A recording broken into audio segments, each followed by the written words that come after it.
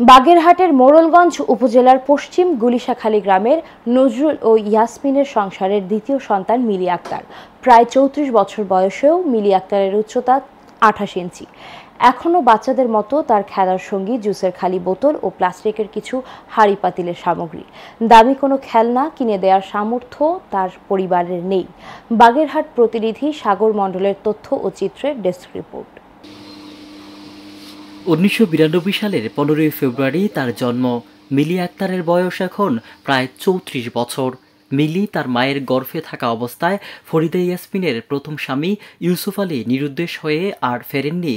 জীবিকার তাগিদে ছোট্ট এই মিলিকে ২ বছর বয়সে নানা নানির কাছে রেখে সৌদি আরব চলে যান মা ফরিদা ইয়াসমিন। সেখানে কাটে তার একটানা ২৭ বছর। বাড়ি ফিরে দেখেন তার মিলির বয়স ঠিকই বেড়েছে, কিন্তু শরীরের উচ্চতা বাড়েনি। হরমোনজনিত কারণে টানা প্রায় ৩৪ বছরে মিলি আক্তারের শারীরিক উচ্চতা হয়েছে মাত্র ২ ফুট ৪ ইঞ্চি বা সর্বমোট ২৮ ইঞ্চি। বর্তমানে এ পরিবারের ক্ষুদ্র মিলি নিজের কাজ নিজেই করে, তবে বেশিরভাগ সময়ই ছোট ভাই বাগ্নের কাছে থাকেন সে।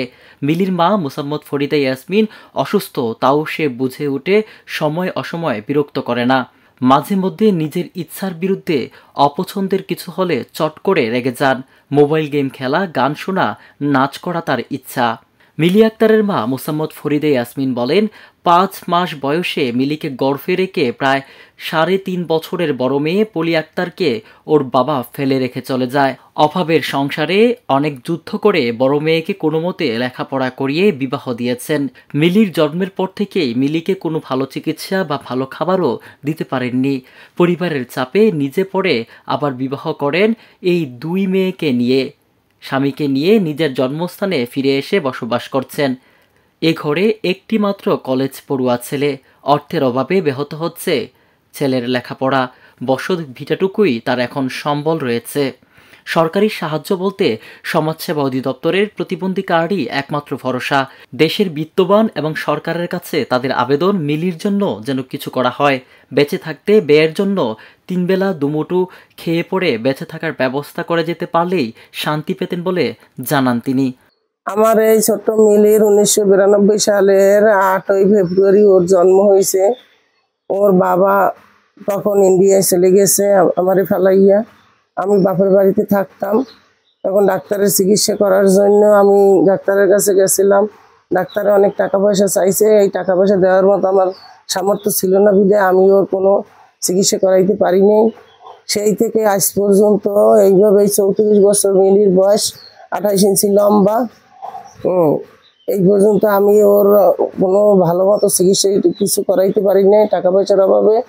এখন আমি বিদ্যমান ব্যক্তি যারা আছে বা সরকার আছে তাদের কাছে আমি একটা অনুরোধ জানাচ্ছি, যাতে আমার এই ছোট্ট মিলির একটা ভবিষ্যৎবাণী পাইতে পারি, এইটা আমি আশা করছি। আমি সরকারের কাছে বা প্লাস এই যে দেশের উচ্চবিত্ত যে মানে গণ্যমান্য ব্যক্তি আছে তাদের কাছে, তারা যদি আমাদের একটু মানে সাহায্য করতো, সরকার বা গণ্যমান্য ব্যক্তি যারা আছে, তাইলে আমাদের অনেক একটু সহযোগিতা হইতো আর কি। ৩৪ বছর এনে বাচ্চাদের মতন, একদম ১.৫-২ বছর বয়সের বাচ্চাদের মতন, এই খাওয়া দাওয়া একদম কম বাচ্চাদের মতনই। যে বয়স এত তো সে খাওয়া দাওয়া করতে পারে না, ঠিক ১-১.৫ বছরের বয়সের ছেলেমেয়ের বয়সের বাচ্চাদের মতন খাবার। মিলি আক্তারের জন্য তারা যথাসাধ্য সহযোগিতা করবেন। বিভিন্ন এনজিওদের এবং দেশের বিত্তবানদের মিলি আক্তারের জন্য সহযোগিতার আহ্বান জানান তারা। ইউনিয়নের মিলি নামে একজন নারীর কথা আমি শুনেছি ইতিমধ্যে। এই নারীর বয়স ৩৪ বছর, কিন্তু তার উচ্চতা মাত্র ২৮ ইঞ্চি। তো আমরা স্বাভাবিকভাবে যেটা বলতে পারি যে তিনি বিশেষ চাহিদা সম্পন্ন একজন মানুষ। তো আমি উপজেলা নির্বাহী অফিসার হিসাবে আমাদের উপজেলা থেকে যেটা সরকারি সহযোগিতা বা সাহায্য করার সুযোগ আছে, আমরা এটা তাকে করব, যাতে তিনি স্বাভাবিকভাবে জীবনযাপন করতে পারেন।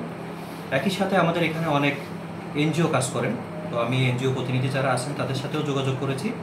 আমরা চেষ্টা করব তাদের যে প্রকল্পগুলো আছে সেগুলোরও অন্তর্ভুক্ত করার।